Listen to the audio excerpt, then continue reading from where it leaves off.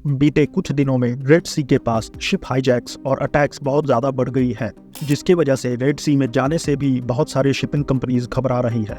ये प्रॉब्लम ना सिर्फ शिपिंग कंपनीज के लिए मुसीबत खड़ा कर रही है, बल्कि ग्लोबल ट्रेड को भी एडवर्सली अफेक्ट कर रही है। रेड सी इंटरनेशनल ट्रेड के लिए बहुत इंपॉर्टेंट है, क्योंकि ये इंडिया और साउथ एशिया को यूरोप और अन्य देशों से सुएज कैनाल के थ्रू कनेक्ट करता है। अब क्योंकि रेड सी में अटैक्स की वजह से शिप्स अलग रूट से जाएंगे, तो उनको पूरा अफ्रीका घूम के जाना पड़ेगा, जो कि ज़्यादा टाइम टेकिंग और महंगा रास्ता है। और आखिर ये अटैक्स अचानक से इतने ज़्यादा क्यों बढ़ गए और इसके पीछे किसका हाथ है, इस वीडियो में हम रिसेंट अटैक्स के बारे में भी जानेंगे। तो चलिए आरंभ करते हैं।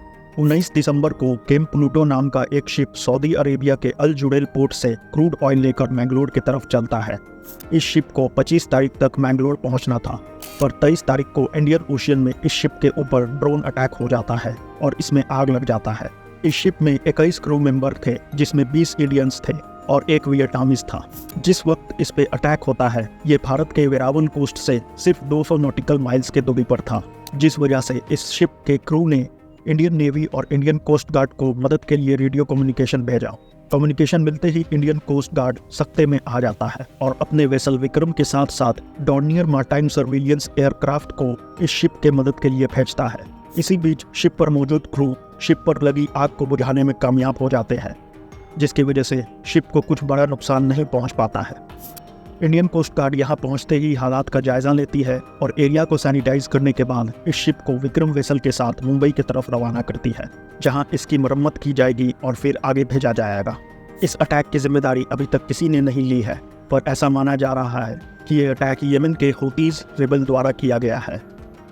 आपको बता दें, हुतीज यमन के एक शिया इस्लामिस्ट ग्रुप है, जो कि आए दिनों यमन के सरकार पर हमला करते रहते हैं। ये ग्रुप रेड सी में भी काफ़ी एक्टिव है और आए दिनों वहाँ शिप्स पर अटैक करते रहता है।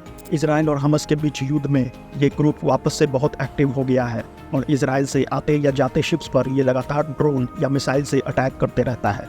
इस ग्रुप को ईरान का फुल सपोर्ट है और यूएसए की माने तो ईरान हूती को ये ड्रोन्स देता है, जिसको यूज़ करके रेड सी में ये शिप्स पर अटैक करता है। रेड सी एशिया, यूरोप और अमेरिका को शॉर्टेस्ट सी रूट से कनेक्ट करता है और हुतीज के डर से अब बहुत से शिपिंग कंपनीज इस रूट को लेने से डर रहे हैं, जिसकी वजह से इन शिप्स को अब पूरा अफ्रीका घूम के जाना पड़ेगा, जिससे ज़्यादा वक्त और पैसे की बर्बादी होगी। यही कारण है कि यूएसए सहित दुनिया के बहुत सारे देश इस रीजन में अपने वॉरशिप्स भेजने की तैयारी कर रहे हैं, जिससे इन शिप्स को सिक्योरिटी मिलेगा और ट्रेड रूट्स पर किसी तरह का कोई प्रभाव नहीं पड़ेगा। और क्योंकि ये रूट इंडिया के लिए भी बहुत इंपॉर्टेंट है, बिकॉज इंडिया की मैक्सिमम ट्रेड इसी रूट से होकर जाती है, चाहे वो अरब देशों से हो या यूरोप से।